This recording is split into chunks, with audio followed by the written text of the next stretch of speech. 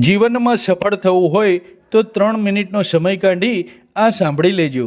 ઘણા લોકો 22 વર્ષની ઉંમરમાં ભણતર પૂરું કરીને નોકરીની તલાશમાં હોય છે, પરંતુ એ લોકોને ઘણા વર્ષો સુધી સારી નોકરી નથી મળતી.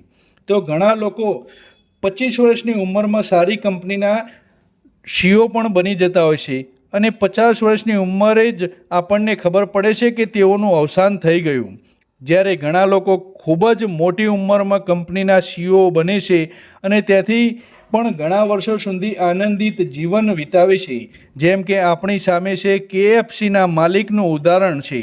તેઓએ KFC શરૂ કર્યું ત્યારે તેઓની ઉંમર 60 વર્ષથી પણ વધારે હતી અને તેઓએ જ્યારે અવસાન પામ્યા ત્યારે તેઓની ઉંમર 90 વર્ષ જેટલી હતી. ઘણાને નોકરી ધંધો ખૂબ જ સારો હોવા છતાં તેઓ અપરિણિત હોય છે અને ઘણા લોકો વેપાર ધંધા ન કરતા હોવા છતાં લગ્ન કરી ચૂક્યા છે અને નોકરી કરનાર કરતાં પણ વધારે ખુશ છે.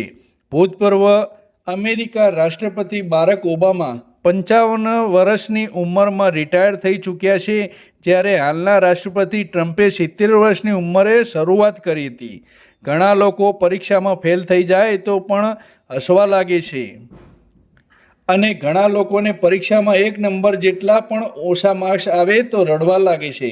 આપણી સમક્ષ એવા ઘણા ઉદાહરણો હશે જેમાંથી અમુક લોકોને મહેનત કર્યા વગર જ ઘણું બધું જિંદગીમાં મળી જાય છે અને અમુક લોકો આખી જિંદગી પગના તળિયા ઘસાઈ જાય એટલી મહેનત જ કરતા રહી જાય છે.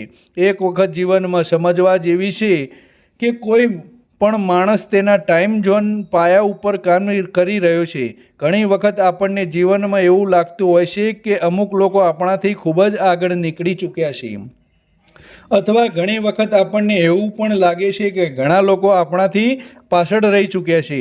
પરંતુ હકીકતમાં દરેક વ્યક્તિ પોતાની જગ્યાએ પોતાના સમય અનુસાર ઠીક છે. કોઈ અન્યના જીવનની સાથે તમારા જીવનની તુલના ક્યારેય ન કરવી. તમારા ટાઈમ ઝોનમાં રહો, ધીરજ ધરીને રાહ જુઓ.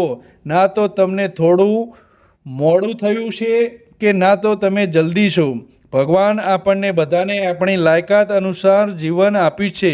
કોણ કેટલો બોજ ઉઠાવી શકે છે અને કયા માણસને કયા સમયે શું આપવું એ બધું એ જાણે છે.